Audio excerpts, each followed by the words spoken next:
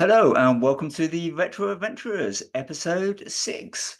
I'm joined once again by Jason Compton. So, hello, Jason, how are you?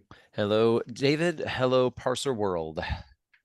And that's it, is it? We're not going to say how you are. I was trying to keep it terse in the spirit of our two-word parser kind of games. Just Oh, get very right to good. the details. We're memory resident today. Got to keep the prose tight. No, actually, that's not strictly true of the games we're going to be talking about. But sometimes you go off a little bit too at length, and people are like, just get to the games. So. Okay, well, today we're obviously looking at two games. Both of them are fairly classic parser based. They were both my suggestions, so I'm going to be sort of leading this a little bit as I know that Jason found them a little bit of a challenge, shall we say. So let's start off with talking about appetizer, which is Sphinx Adventurer. Sphinx Adventure. I should get that right. Now, I believe this was only published for the BBC Micro. I'm sure the people out there who could correct me if I'm wrong, and was published originally by Acornsoft in 1982. Jason, did you play this on the BBC as well, or? Yeah, I used a live BBC Micro emulator, browser based, and which is always it's always fun just to be able to dip your toe into other platforms in this way. Yeah, this was one that I was completely unaware of. I'm not completely unfamiliar with the world of the Acorn machines and BBC Micro, but had not chanced upon this one before. I understand it's got the significance of being the first or a one of the early Acornsoft adventures to be published. But yeah, this one had gotten by me, so yeah, it was interesting to take a look. So I appreciate you suggesting it. No, no problem at all. I mean, just from my memories, I mean, this I think was the first Acornsoft adventure. BBC, as I said before, was way out of our price range when we were young. So as an actual game, it's the first time I've experienced, but it has memories for me from reading about it in magazines, and there was quite a lot of excitement about them at the time. And I think possibly because it was again the really affordable adventure games for people. So we're back here and start from the beginning, aren't we? When people were going, "Wow, I can play this on my computer at home." But so one thing I will start off with, I mean, I've obviously I was familiar with the game, and even though I'd not played it before, I'd actually read so much about it in magazines, I had some kind of idea of what to expect. What did you sort of find, Jason, sort of dipping in there straight away? So I actually played our games out of order. So this will kind of tee up some things we're going to talk about for Twin Kingdom Valley as well. Mhm. But what I was intrigued by was the feel that the author was trying to create of, yes, this is a treasure hunt. Yes, we're exploring a kind of above ground and subterranean realm, and there's treasures to collect and bring back. It feels very Colossal Cave in that sense, but Mm. there is this sense of, well, the world, the world has some life to it. You're not the only character moving around and interacting. And of course, there's the dwarf and the pirate. um, and I did look at the included hint packet, which was a feature of this game. Apparently, I guess in later published versions, they started sending out the hint sheet. And of the pirate who takes your stuff, the answer was based, well, avoid them if you can and drop all your inventory if you can't, which was an interesting way to deal with it. That the pirate it's only interesting to him if he can steal it from you, not if he can just pick it up unattended, which Mm. is a fun piece of video game logic. But yeah, so definitely had some video game logic. It's cruel to play, I got to tell you. In 2024, I was startled at the lack of a save command and did a little research. Like, oh no, there's no saving here. You can obviously save emulator states now if that's how you're playing it, which most of us are going to be. But just knowing that this is a big game to be shipped out with if you die, if you want to, maximize your score, you are starting over. So it had some early design quirks in that sense for sure. But you say that, I mean, but it did actually have a resurrection feature, didn't it? Which I think was quite unusual at the time. So, I mean, if you did die, you could just resurrect and you maintain most of your inventory and you were just ported to another location. Yeah, yeah, I noticed that it wiped out my score. I don't know if it is kind of a fixed penalty and drops you to zero, because I think I had the first time I ran into it, I was tracking that carefully, and I think I went from a score of like 80 or 90 down to zero. So I don't know if it's like 100-point penalty for death or whatever. But yes, you can keep playing, and that was a feature of certainly some of the early mainframe titles as well, because they wanted to keep you in, but make you feel that you hadn't actually maximized your potential if you were unfortunate enough to just have a dwarf show up and kill you, which is how I died the first time. It was how I died the first time as well, actually. And did you work out how to kill the dwarf? Well, yes, the two things about that was that I noticed that, and I don't know if this was intended or not, because I did a little searching and I didn't find a lot of mention of what to do or not do with the axe. But usually it would say, dwarf appears, throws an axe at you, and then the axe vanishes. But the very first time that happened, the axe didn't vanish. So I'm like, all right, well, I'll take the axe. I did eventually find the sword, and it had that two-word parser convention of, kill dwarf with what? Your bare hands? Yeah. And it wants a yes or no, and I said no. And I said with what? And I said, with sword. And I'm like, okay, that worked. So yes, did work it out, and that kind of multi-stage step through, because we don't support the modifiers with pretty typical of the verb noun Mm. structure of the time. You could actually also throw the axe. I don't know if you discovered that, and that would kill him as well. Okay, yeah. See, I wasn't sure. Like, am I getting away with something having the axe that I'm not supposed to have? Because usually it's supposed to vanish. Maybe that was because there was already one axe in the world, and they were trying to avoid, needing to double up on it. I would agree with that, yeah. And I think it actually does only appear in the first time, certainly for my own playthroughs. I mean, but you're talking about the combat. That's quite interesting to say that. I found the combat to be a little illogical. I mean, it was very much like you say, it's a very passive game, classic verb noun. So it was kill something and then what with. But I say that some of the things you had to kill, the choices of how to kill them seemed a little unbalanced to me. Well, you're gonna have to help me on some of those, because I did not get as deep into our appetizer game. I just, I will cop to it.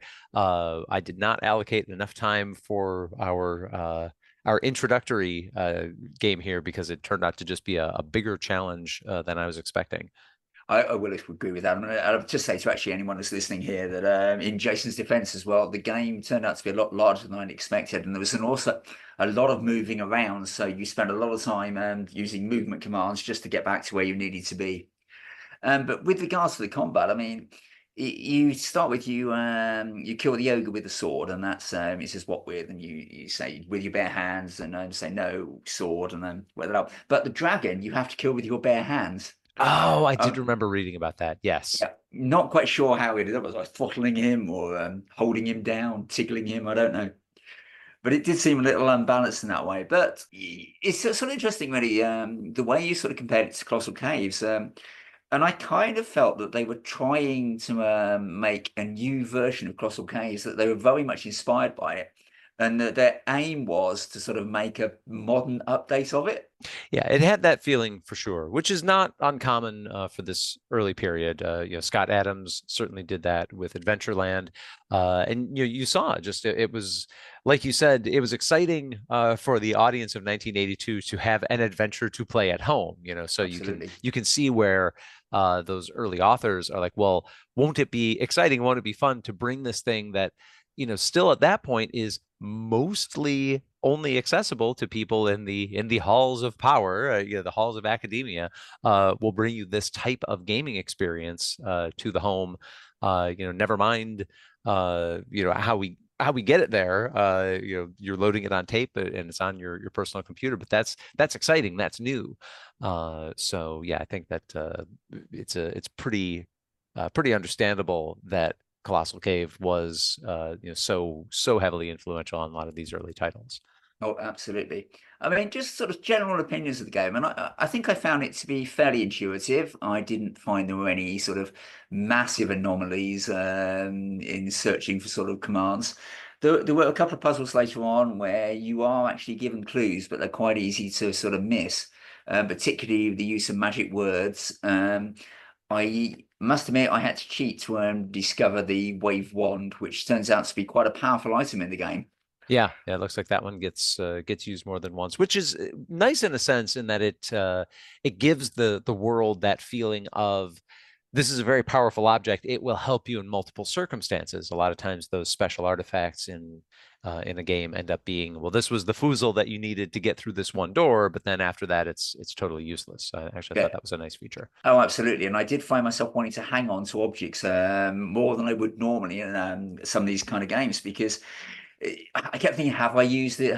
Do I really need it? I'm going to need it again. Which I think was, like I say, it's an unusual feature. And although it filled up my inventory, it did make me sort of think more about the use of it rather than saying, well, I've used that, so I just drop it here now and I won't need it again. Yeah, for sure. Okay, so overall, anything you found particularly difficult with the game, or and obviously no, you didn't manage to finish it. I did find it, yeah, more challenging than the time I had allocated to it for sure. One thing that, and I'm sure it's not completely unique to this, but I'm struggling offhand to think of another example. I thought it was interesting the way that the parser interacted with me in that if I gave it a command, a verb noun command, it would tell me that it didn't recognize it would like test both of the words for do I know this word, and it would give you that feedback. So like Mm, if I said leap box or whatever, you get a separate message. You get I don't know the word leap, I don't know the word box, mm, as opposed to a more terse I don't understand, or try something else, or something like that. That's more typical, I think, of those early memory resident very compact games. So it was interesting to see the inner workings of the parser in that it would give that detailed feedback, which is a little bit of a help if you're trying to figure out just what are my available options in this world? What's a meaningful object? What isn't? What's a verb that's ever going to be useful, and what isn't? So it was that was I guess an aid to playing in a sense because you got more of that feedback in the moment. Obviously, like I said, the lack of support at Saber Store. I'd like to put myself in the shoes of the audience of the time, and yeah, this being a pretty big game. There's a large map. It definitely, as was not uncommon for the time. Going north does not necessarily mean that going south will take you back again. So that's a degree of challenge. There's a pretty crunchy maze that definitely would have been beyond my abilities to map out on my own. So those are some tricky elements to Sphinx Adventure, but it was definitely an interesting glimpse into okay, what would it mean as a BBC Micro owner or Electron owner, as the case may be? What were your options if you'd heard about text adventures, read about them, maybe knew somebody who had access to mainframes? How would you get this experience at home? And Sphinx Adventure would have been the answer. So it was a fun journey into that part of the past. no, absolutely, I'd agree with that summary. I mean, I found it quite enjoyable. I will say it was a lot harder than I'd expected, and as I say, I mean, I did have to cheat in a number of areas, partly through time and partly because I was completely stumped. But that aside, it's another one of those that I'm glad to have experienced. So, do you have any other final feedback on it? Because I think we've sort of more or less covered it. It really was a version of Colossal Caves with a bit of an extra twing. Yeah, a little bit of a little bit of a spin, but largely recognizable. The Sphinx, I guess, did not play as big of a role as you'd like to see from a title character, I suppose. Mm. At least when we did Planet of Death, you were definitely on a planet, and there was definitely death to be had. Uh, so I understand the convention of the naming, but I do wonder what they may have been sitting around the table at Acornsoft thinking, what were the rejected answers or rejected titles rather, and maybe we could have gone with one of those. Yeah, I totally agree with that. Okay, well, I think we've covered that. Sorry you didn't get to finish it, but shall we move on to our next area?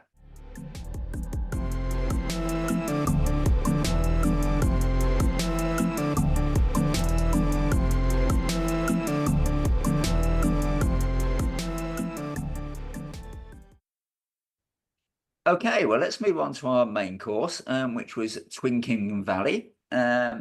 This again was originally released just for the BBC, but saw other versions. I believe there's a Commodore 64 version and a ZX Spectrum version. I played it on a ZX Spectrum emulator. What did you play it on, Jason? I bounced around a little bit. I decided to first go the random and capricious route. There was an unofficial port of the Commodore 64 version to the somewhat fairly maligned Commodore Plus 4, which was not uncommon to kind of help expand its software library. You see a lot of these unofficial ports. Some of them were contemporary in the 80s, some came later. So I started out on that. I did eventually switch to the straight up C64 version, and then ultimately wrapped up on the Spectrum as well. I wanted to get kind of the full range of the feel for playing the game. I was intrigued to note because I was looking at this title. We've been talking about this going back as far as episode 1 of Retro Adventures, and I think that was where I first heard of it, or at least definitely remember hearing about it. And unlike titles like The Hobbit, which had a big budget, all singing and dancing release on the Commodore 64, Twin Kingdom Valley, which in a lot of ways feels like a similar game and has kind of similar aspirations. That was a budget release here in the U.S. And North America. Right. It was bundled on a disc with another game, and that other game, when you look at like magazine advertising of the time, the other game, Quorum, actually gets more of the attention. So Twin Kingdom Valley ended up just being sort of a throw-in here, which I'm intrigued by, and I do wonder if it was one of those things that just fell through the cracks in that early period, 82, 83, 84, where for the small international software entrepreneur, like it was just tough to be seen, be noticed. Mm. And thinking about it again, putting myself in the shoes of not just the players, but the business people of the time. What were you looking at? Yes, there were early online services. You could try to correspond with a publisher through email or whatever, but not all the publishers were connected up in that way. You could send letters, but that's inherently slow. You can make phone calls, but that gets expensive really quickly. Like if you're a small UK developer, and you want to start calling around publishers in the US and put your wares out there, by the time leave a dozen phone messages and maybe send out as many samples and whatever, you're fairly out of pocket, Yeah. and hoping to get a deal. So I can totally see how it happened, but I am a little surprised that it didn't have a little more oomph behind it for its US release.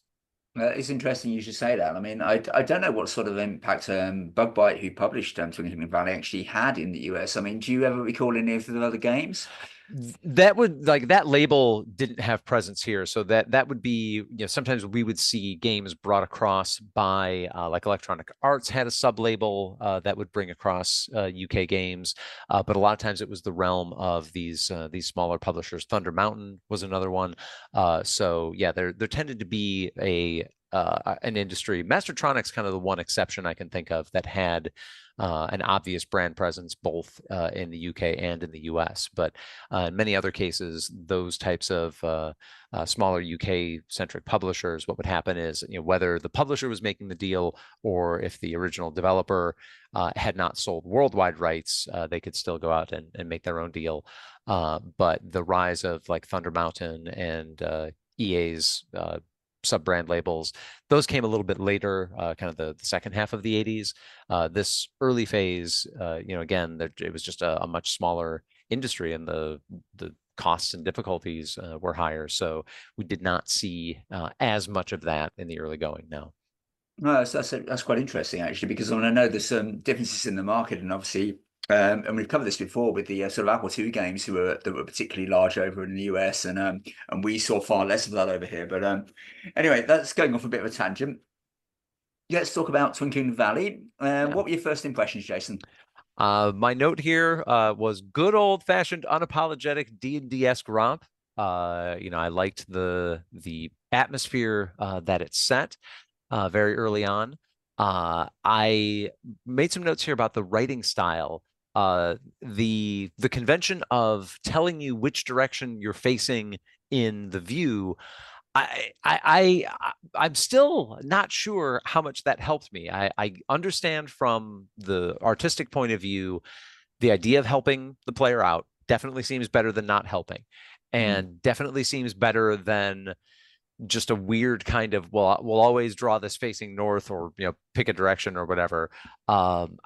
Maybe I just wasn't used to it enough, and I wasn't letting it wasn't able to let it help me the way that it could have. But I appreciated certainly appreciated the attempt to do something different. I'll hold off on some of my other notes. I just don't want to do a complete info dump here. But what I'll say, and this kind of ties in with my thoughts about Twin Kingdom Valley's release here versus The Hobbit, but this appears to apply worldwide. I was really surprised by just how terse not the in-game content, we'll talk about that, but the packaging for this game was, because it seems like it's a pretty rich world that the author has dreamed up. And this feels like something that, in the spirit of like the Magnetic Scrolls games that came with novellas, we've talked about the pawns, supporting novella, and we're definitely going to have more of those. We will get to Night Orc, people. I swear we will get there. And the novella is out for that. This felt like a game that would have benefited from that, or even like an 8 or 16 page kind of table setting pamphlet, like in the style of an Infocom game.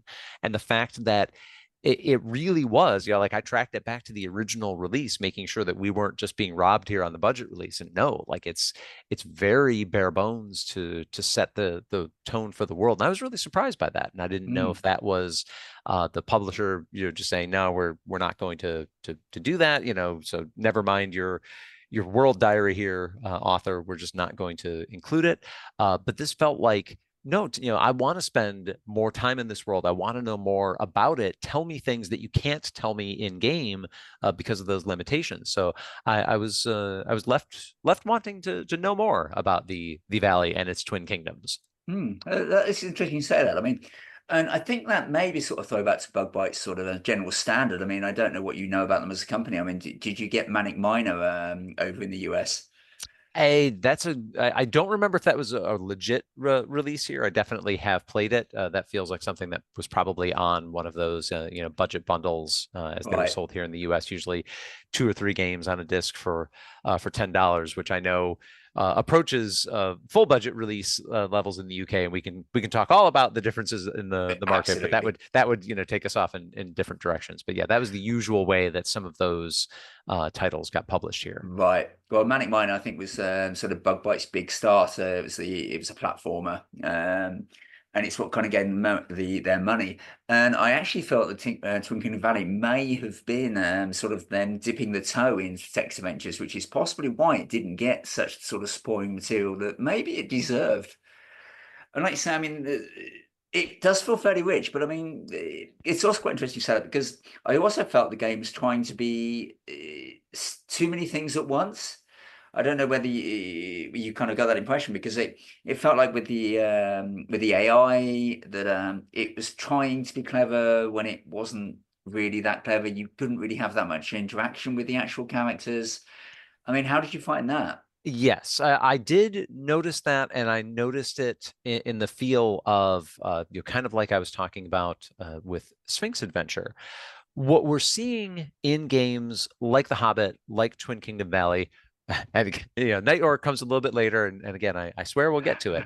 We will. Where we're seeing, even in the early days of 1982, we're seeing developers, and I want to be careful because I don't think it's really a US versus rest of world type issue, But The Hobbit, was I believe Australian developed. Twin Kingdom Valley is a UK developer. So again, I don't think it's US versus rest of world, but I'll just say there are these early titles where you can tell that they're trying to make a real concerted effort to make the world not feel static. And so that was the impression I got with all of these different characters running around.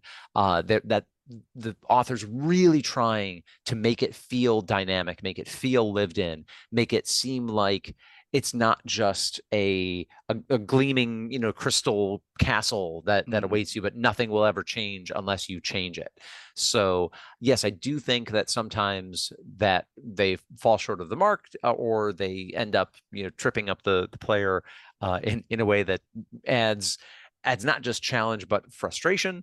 But it's notable that people keep coming back to this. No, I got it. We're gonna have these characters run around. We're gonna have them fight themselves, fight amongst themselves, which is definitely an interesting thing to try to manipulate, or go, hey, better you than me, buddy. I'm just gonna sneak past. But yeah, I'm impressed by it, and again, because it is being held in a single load, and unlike Sphinx Adventure, where I felt that the vocabulary was, clearly pretty limited, and the prose was not, it was not poor, but there was nothing about Sphinx Adventure that made me say, wow, that was an intriguing way of writing that, an intriguing way of expressing it. I'd agree. Twin Kingdom Valley had a style. I've made this note here: good compact prose, steep slag heaps block your way. Mm. That doesn't take a lot of words, characters, and memory to express. But something about steep slag heaps block your way made me go like, oh, okay. That told me more than you can't go that way, and it was specific to that location. And there was a bit of a weird passive voice in the way that things were written. A hammer drops rather than you drop your hammer. That probably saved on space and code to explain who was doing the dropping. So there's probably a practical reason for it. But again, like, it's like, okay, you're telling me that this is a world in which the dropping of an object is a passive event. All right, now I know that. Yeah. But yeah, it left me, that's why I say, like, it left me wanting to know more about this world and its steep slag heaps and its passive hammer drops. I mean, certainly. I mean, the game was very big in the UK. I mean, it was one of those that people kept coming back to and were talking to about for quite a few years after its actual release. I mean, it's interesting you said to me that you tried several different sort of versions. Did you notice any particular differences in them? Part of why I did that was that I remembered that conversation from episode 1 where the sprites in the C64 version seemed specific to that platform, so that Absolutely. there were the bunny jumping around, and there were certain effects in the sky. I was not convinced that those were additive, but I do understand why the people doing the port probably made that decision.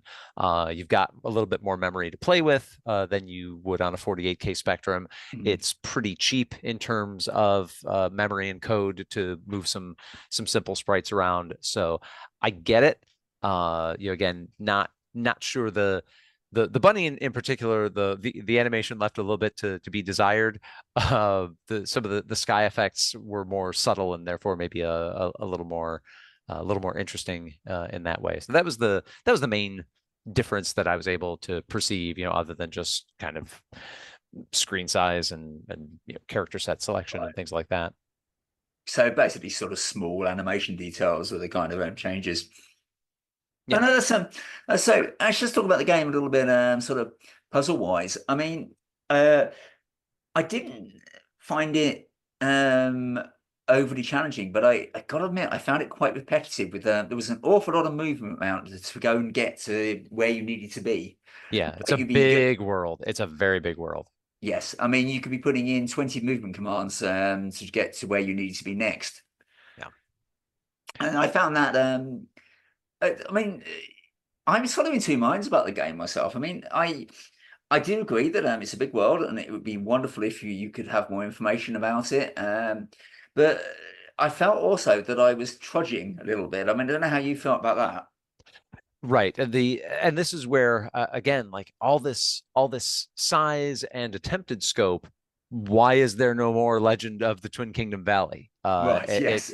Tell me why these things are important, even if you have to tell me outside the game, especially for an early 80s game. I'm absolutely on board with that. You can use those tools, even if it's the tape inlay, whatever, to tell me, why does this need to be so big? Why do I need to go through, like you say, these, 20 zones to get to the next thing to do? Um, and it didn't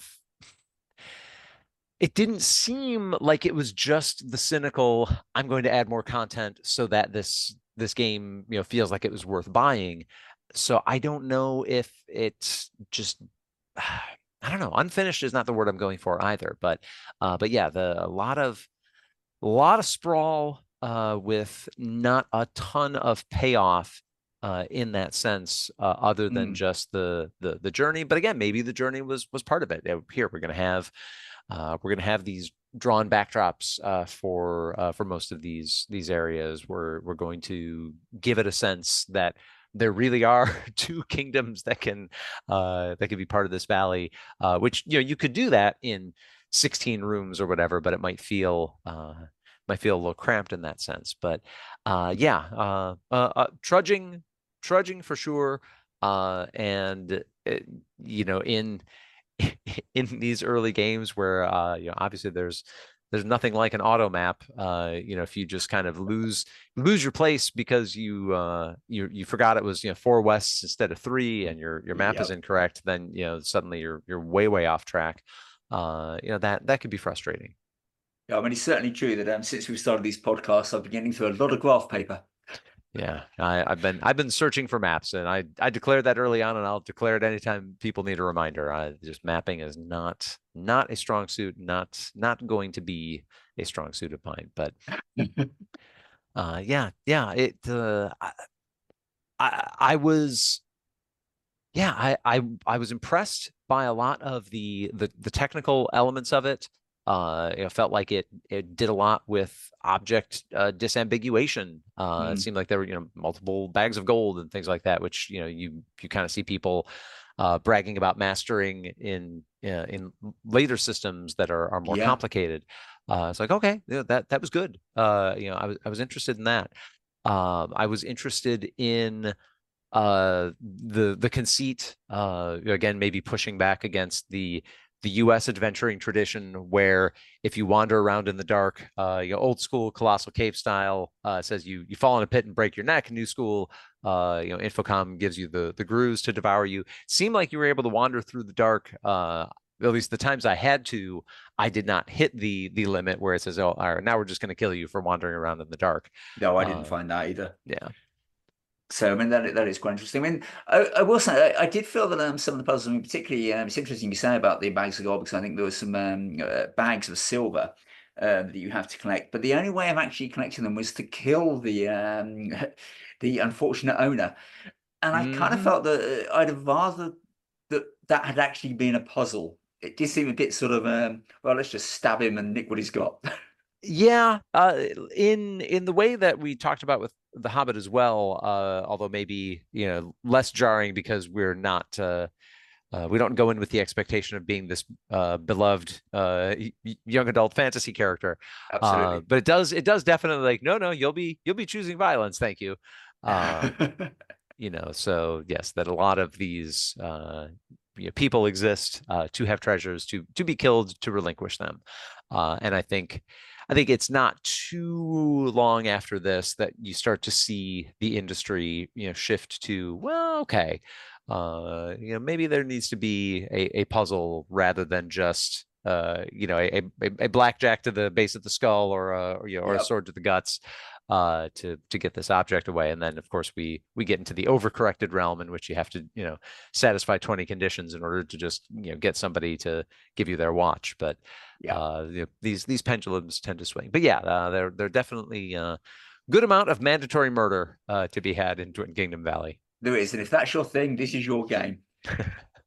I mean, generally, I mean, my overall impression, as I said, it was that it was large. You're correct that that it would have been good to have more depth. I feel that the author may have actually wanted to have a much bigger world and simply ran up against the limitations of hardware. That I mean, certainly makes sense. Yeah. And again, that makes me wonder, is there a design diary? Are there things, like the Jordan Mechner diaries, which obviously he's been motivated to keep because he has been wildly successful. mm, But are there things that we could learn about the world of Twin Kingdom Valley that didn't make it to the final cut? that would be interesting to know, actually. If anyone knows, please email us. We'd love to find out. Yeah. So, overall, then, what were your impressions, Jason? I was surprised that I didn't know more about this game to begin with. Like you say, I do understand that it had quite the sterling reputation, but for whatever reason, it slipped through the cracks here in the early '80s when, again, finding good, solid, sturdy titles to put on the shelves, that was publishers were well motivated to do that here. So the fact that it did have to wait its turn and was kind of the B-side on a budget label, that surprised me a bit. So was definitely glad to get a look at it. The illustrations I thought were overall additive. They were a bit sluggish to render on the C64 version for sure, which I know other contemporary and later reviewers have remarked on as well. Mm, It didn't. I will say I did play on an emulator at 200% speed for most of the time when I was on the Commodore versions for that reason because we use the tools we have. we Uh, do. but I don't think it would have made me walk away in frustration at the time. It definitely was not as bad as some say disk load situations. Mm, So yeah, very intrigued by it. It would be interesting to see if somebody had thought about doing like a remix version that either gave you more to do or collapsed down some of the filler regions to make this more of a more of a satisfying experience without the extra slogging around. But I'm mm. not super up on the state of Twin Kingdom Valley fandom. No, I've got to say I couldn't tell you either. I mean, it's interesting you said about the Commodore version being quite slow because I found the graphics on the Spectrum version to actually be quite quick, and the amount they managed to actually fit into the game was quite impressive as well, given the size of it. Yeah, that doesn't surprise me, and I do wonder if it's a case where the people doing the port either maybe they more or less literally ported across the Z80 code, which wasn't going to be as speedy on the C64, but then added on the sprite code, or it's simply the assumptions that went into the original graphic data, just weren't going to play to the 64 strengths. Mm, Somebody else would need to judge that, but yeah, this definitely feels like something where all else being equal, that original platform is probably going to be the strongest experience overall. no, it was. And the original platform was the BBC, and I didn't actually Oh, it get to play it was. this time. It was, yeah, the original. It was Oh, okay. originally released for the BBC Micro. Um, and I didn't play that. I went straight for the Spectrum version. Did you actually say you played on the BBC version? No. I played the plus four, Commodore plus four, Mm, then the 64, then the yes, you Spectrum. said So yes. so that yeah. So never mind what I just said about Z80 code because the Acorn, the BBC Micro was 6502 based as It well. was, So yeah, so never yeah. mind. Wrong about that. But Well, we're entitled to be wrong. yeah. No, I think that I'd agree pretty much with your summary of that. I found the game to be challenging, as I said, a little bit of a trudge, a little too reliant on the violence, but overall, I think the world was fascinating, if underrepresented, and I believe that the game deserves the amount of say kudos that it actually does have in the adventure world, and certainly in the UK, it's considered to be one of the better games. Yeah. So it was interesting to come back to it and have a look at it. Yeah, the other note that I had here was I called it a quirktastic system rule. There's always when you're starting to play these old games, especially the memory resident ones, there's Mm, that feel like, okay, how much detail am I going to be able to get about objects in the world? do we have examine, or is it just, the description on the screen is what you get? And what I found was, okay, examine itself, that like that verb doesn't work. You Mm, can look at an object, but it has to yes. be an object in your inventory. Otherwise, you get an I don't understand. And then this was where again, I didn't mind so much the backdrop pictures, even though a lot of them were pretty similar.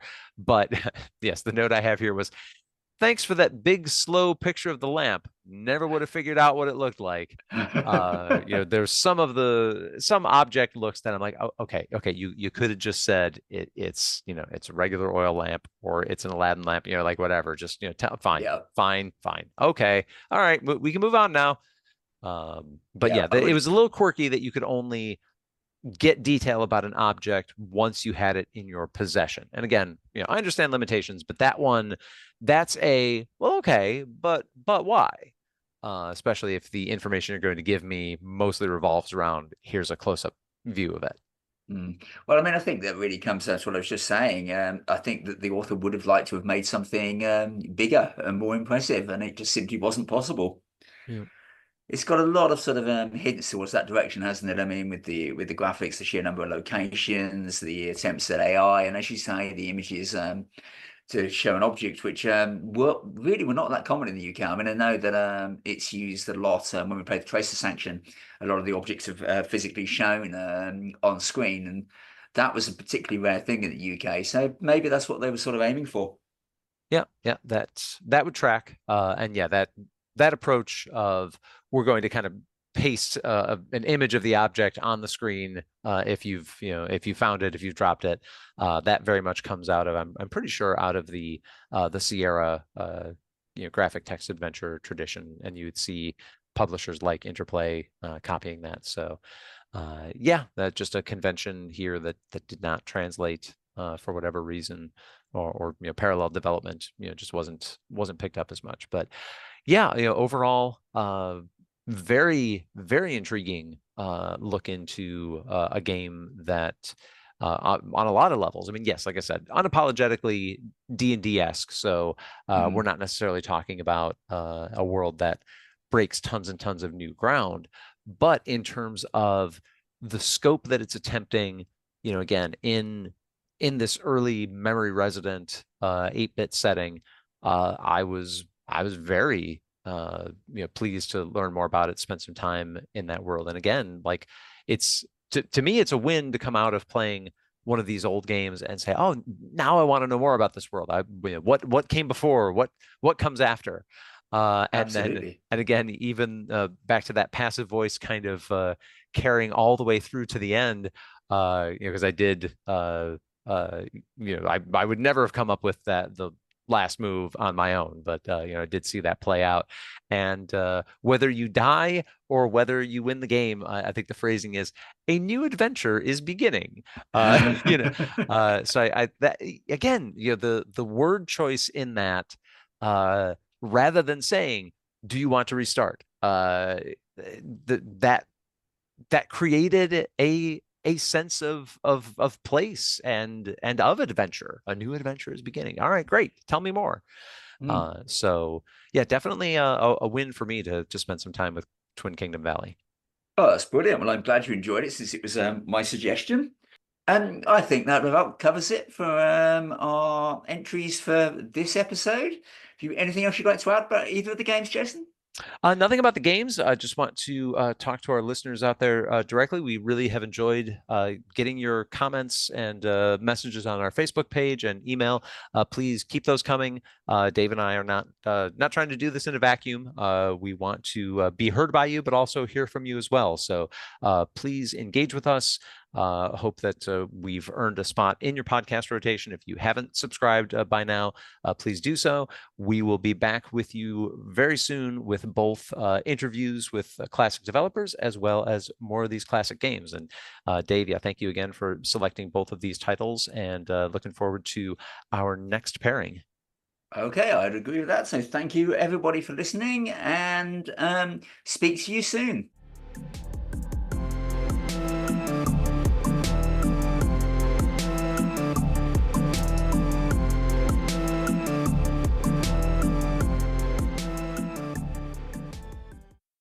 You have been listening to The Retro Adventurers, a podcast about classic text adventure games. This episode was produced by Jason Compton and Dave Hawkins, with editing by Dave Hawkins. Please subscribe on your favourite podcast platform, including Podbean, Apple Podcasts, Spotify, Amazon Music, and Podcast Addict. Visit us at retroadventurers.com and follow us on Facebook. The Retro Adventurers is based on a format originally devised by Ben Collier, Jason Compton, and Dave Hawkins.